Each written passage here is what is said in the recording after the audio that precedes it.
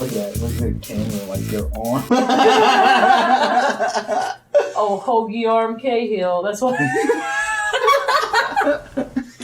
So where did the sketch tattoo, where did that? So most of my pieces are pretty big. And this is the only one that I've ever been like walk-in tattoo. Oh, that's not true. I have one on my, like, it was a military thing. So I have a walk-in tattoo on my thing. But I was like, it's a Saturday. I don't have anything to do. I'm just going to go get a random tattoo. like a random tattoo. And I had just kind of started taking depression meds and everything. Like that, you know, that journey, I just started it. So that's kind of what this was supposed to relate, is my depression and overcoming it. And even this one is like, it was meant to be a serious tattoo. Look at all that hair on my arm.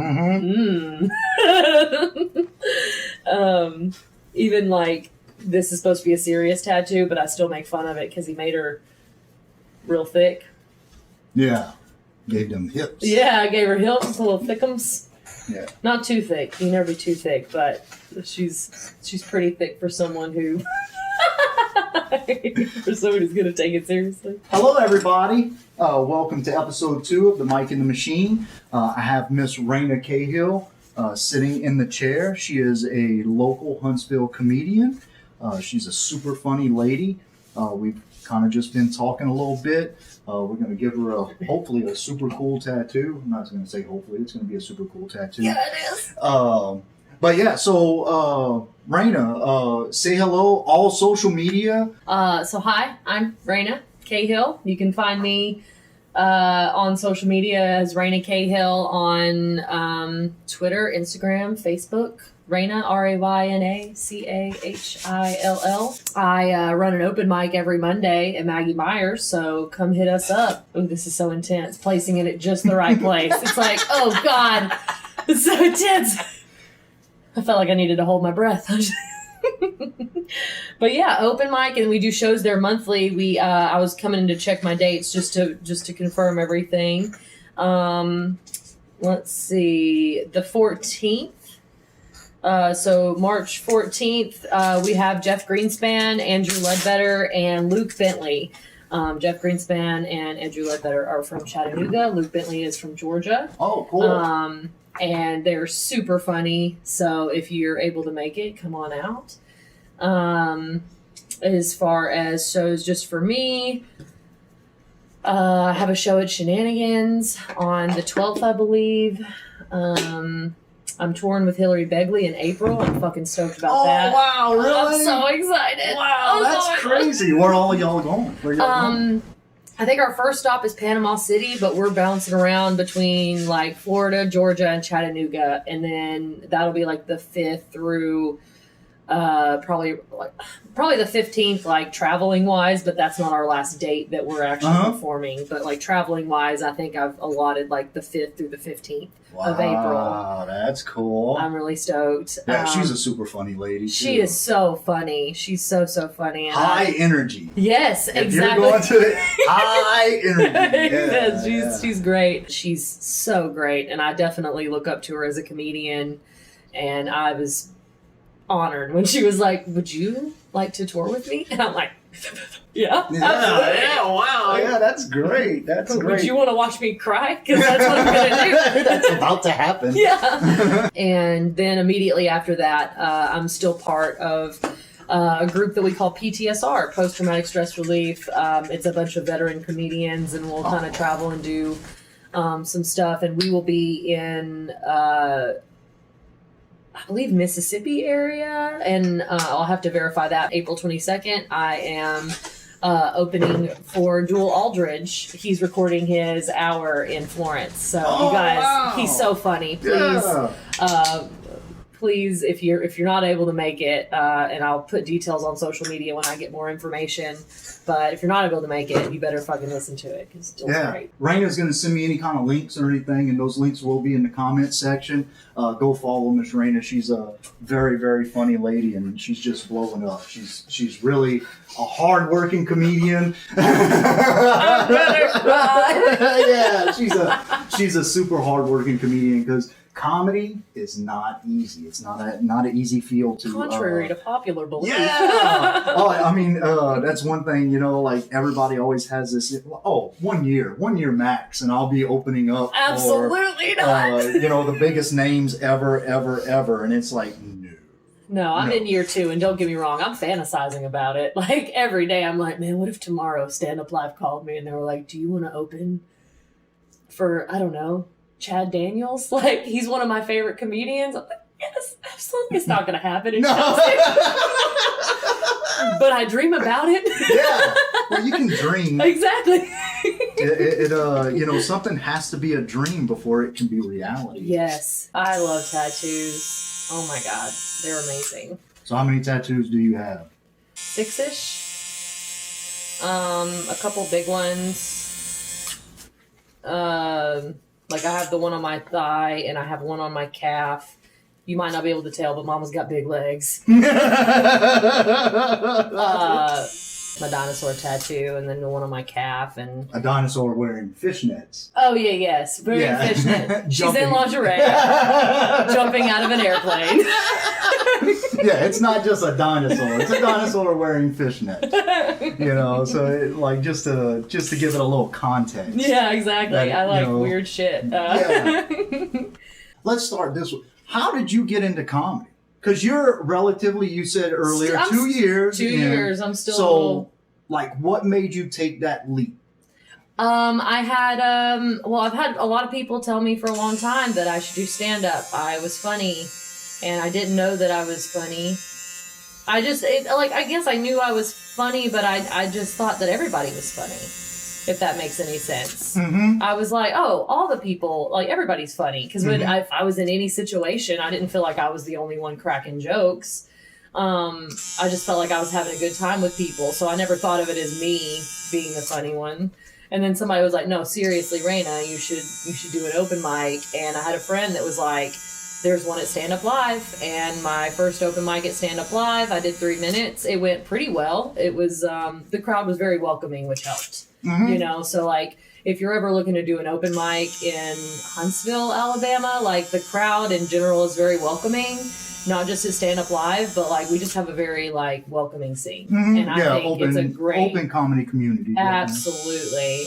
I did my first 3 minutes of Stand Up Live and it went well, and I just never went back. It was just, my favorite thing to do. You got bit by the bug. Oh, so hard. The bug of comedy.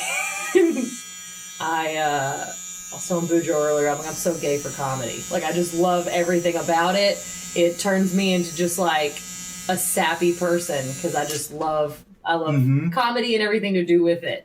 But I would say that I guess if you're talking inspiration wise, I have a lot of favorite stand-up comedians. But as a kid, I watched a lot of sketch comedy, and that was probably how I what opened the door to that genre. So what was your sketch group? What was the one that you turned to the most? I watched a lot of Mad TV. That's something that my mom and I would watch. We watched a lot of Mad TV together. So I grew up with the Miss Swan and Stuart and Lorraine. So those silly characters. And I like doing accents and mocking, so I would do that. And then when I started doing the stand up portion, of course I've heard stand up before, and I have favorite stand up comedians like Chad Daniels, I said before, Dan Cummins. Had to discard a few after the Me Too movement. Not those two, but I just ran with it, and now it's all I want to do ever. Mm-hmm. Comedy is all I ever want to do or pursue, and maybe one day I'll be famous. And if not, I'm gonna die trying, guys. So I really don't care about the fame, but if I could just live off of. Well, I always say that I just want to be able to pay my bills with my creativity. Yeah. I say famous because that's But that's the dream. Well, I'm I mean, I'm not going to turn it down. If somebody was like, you can either do it for a living wage or you can do it. You can make $60K a night. Yeah. I'll make the $60K a night. 100%. But I would be perfectly happy if I could just live off of what I made for comedy. And it is competitive. It is so competitive and so hard, and I have so far to go. But I'm horny for it, so I'm. You're 2 years in. So now you've been hosting. So how long have you been hosting, Maggie? We're coming up on a year. Okay. I'm still fairly new as a host, but I have a lot of good mentors and a lot of good people around me to give advice. Again, I would give that credit to the Huntsville scene because they, everybody's welcoming and also very willing to give advice. So you said it, horny for comedy. So as you, are you as horny for hosting the show as you are for comedy? Or is it a different kind of horny? Ooh, that's a good question. That's a good question. I would say it's a different kind of horny. It is really nice to be booked on other people's shows where you don't have to worry about anything except your own set. If you're like, I just have to go out there and I have to kill it, but I have to kill it for me is one thing. But when you're hosting, and this is something I've been told, I feel like whether it's just an open mic show or an actual show, if you're hosting, I feel like your job is to set the audience up and to set up your next comedian. Like and especially So you're almost part of their set. A little bit, I don't want to, for comedy shows, like when it's an open mic, I try not to ruin the crowd. And I mean, I'm not perfect. I'm still very new. I had an open mic where I was hosting not too long ago and it didn't go super well, but I just keep my energy up and I make sure that the audience's energy is good for the next comedian. Because just because I eat shit doesn't mean the next comedian needs to. They don't deserve that. I don't want to set up comedians for failure. Well, I guess I never looked at, as the host running the show, that you feel like you're kind of responsible for that person's set a little bit. That's how that's crazy. I never thought of it like that. That's how I feel, and not every comedian, not every host is gonna necessarily feel that way. And I think it's just the people I've had influencing me that have put that kind of in my head. I mean, it is different, and it's nice going to a show where you don't have to worry. But I think I stress out more on shows when I'm not hosting because I only have my own set to focus on. Like, how do you say, this is my show, I'm gonna kill it, let's get out there and do it? Let's get out there and do it. I think I just have a very deep passion for comedy in general. I think that has a lot to do with it. I love making people laugh. And I just take it so seriously, not so serious that I'm not having fun. But just in general, that's what comedy's for. It's to have fun. That's why if I eat shit, I don't feel awful about it, But at an open mic, I don't want to eat shit at a show. That does feel bad. But but at an open mic, I'm eating shit at a show. We've all eaten shit at a show. I'm eating a whole plate at a show so hard. More than once, on more than one occasion, more than one venue. It's happened. But I think if you can at least turn your shit eating to something funny, if you can come out of it or make the audience, get the audience on your side a little bit, I think that has a lot to do with it. So I guess just in general having fun with it, I think that's a big deal. I've got a helper.